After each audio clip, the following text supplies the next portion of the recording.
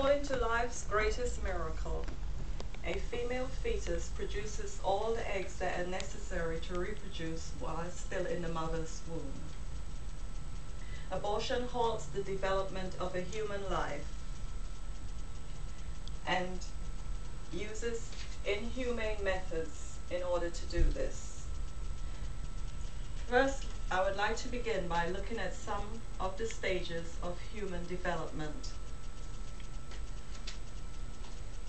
Development begins when an embryo is implanted into the uterus of a woman. At 3 weeks after fertilization, the beginning of the nervous system is in place. The brain and the backbones begin to form. Tiny stubs appear where arms and legs will be. Blood vessels are forming and the heart begins to beat. At 4.5 weeks, we can see an eye forming in the oversized head of the fetus. Before a woman discovers that she is pregnant, the brain, the backbone, the blood vessels, and the nervous system begins to work. According to the Endowment for Human Development, at 9 weeks, a fetus can grasp objects, can move its head, its jaw, and can move its tongue. Because all the nerve receptors are in place, a fetus can feel pain just like you and I. All these developments in the fetus convince me that a fetus is indeed alive. My convictions are solidified by the fact that my niece was born when her mother was just over 5 months pregnant. She was born weighing 1 pound, 4 ounces. In the book, Abortion Opposing Viewpoint, pro-choice advocate Brian McKinley believes that a fetus is merely a potential person. According to him, my niece was just a potential person. He also states that this potential person poses a physical threat to the woman who is pregnant. But my experience shows that my niece's mother was the one who posed a physical threat to her own unborn child because she was a smoker. He also states that nearly 670,000 women die from pregnancy-related complications. He cited the World Health Organization as his source. What he omitted was the fact that these deaths occur due to lack of proper care during pregnancy, during childbirth, and 15% of them occurred because of illegal abortions. Also, the figure was not 670,000, but 529,000. And these were worldwide figures, not just a compilation of US deaths. Frederica Matthews Green, in her book Real Choices, described abortion as a hideous violation that brings grisly death into the very house of life. I would now like you to consider some of the inhumane methods of abortion that are used by abortionists. The first method is vacuum aspiration. This involves inserting a vacuum tube into the uterus of the woman.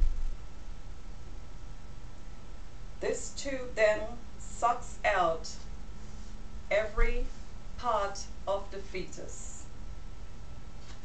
The fetus is violently sucked out.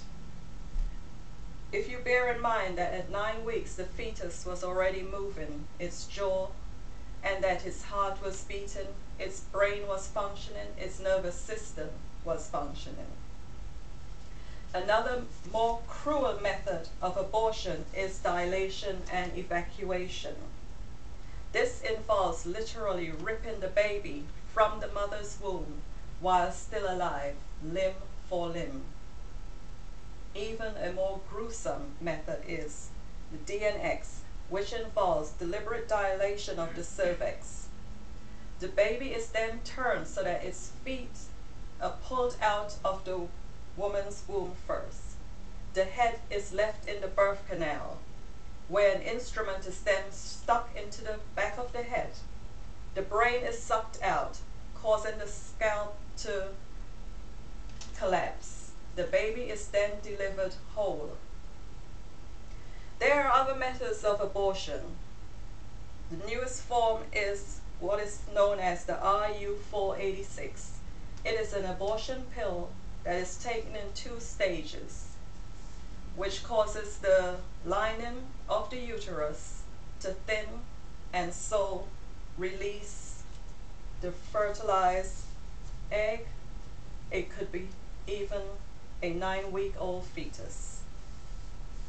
The CDC reported that there was a total of 820,000 legally induced abortions in the U.S. in 2005. World Health Organization reported that for 2006 in the U.S. there were 1,200,000 legal abortions. Abortion right advocates will use rape, incest, and the health and well-being of the mother to advocate abortion. If abortions were performed only for these reasons, oppositions will not be so fierce. My experience with those who have had abortions was simply because they had unprotected sex and a baby was not part of their plan. Abortion does not only inflict pain on the uterus, on the fetus, but on the woman who has had abortion. She is left with physical pain and psychological problems, wondering if she did the right thing, wondering if she just aborted a boy or a girl, and at birthdays wondering what the child would be like now. I believe that women should have the right to decide when and how many children they should have. I just do not believe that abortion is the choice to do so. I believe that with effective birth control, a woman can control her reproductive rights and take control of her life.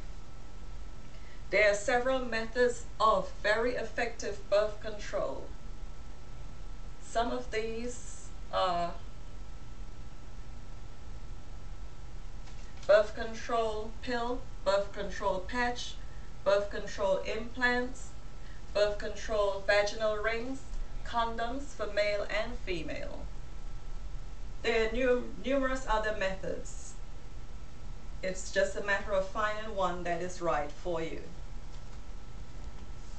Tonight I would like to encourage each and every one of you here to speak to our young men and women, encourage them to use contraceptive so that they will not have to make the tough choice of aborting a life, because abortion does destroy a life, as we have seen. This is a picture of an aborted infant. At this point, it's the first trimester abortion. The fetus is 11 weeks old. As you can see, you can visibly see arms and legs. The head is completely suctioned away. Partial abortion is the method I spoke of, where the feet is birthed first and then the skull is crushed. This is a picture of a baby in the womb. As we can see, it is fully developed. Abortion does take a life. I would like to end with some words from Mother Teresa, spoken in 1994 at the National Prayer Breakfast.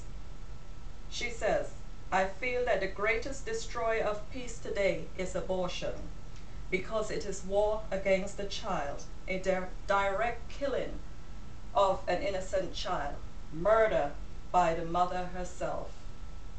If we accept that a mother can kill her own child, how can we tell other people not to kill one another? By abortion, the mother does not learn to love, but kills even her own child to solve her problems.